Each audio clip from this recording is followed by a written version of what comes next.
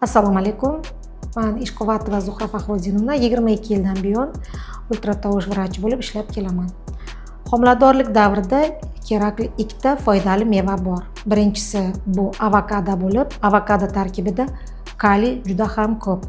Kaliy moddasi bu homilador ayolni holsizligini, quvvatsizligini oldini olib, energiya bilan boyitadi.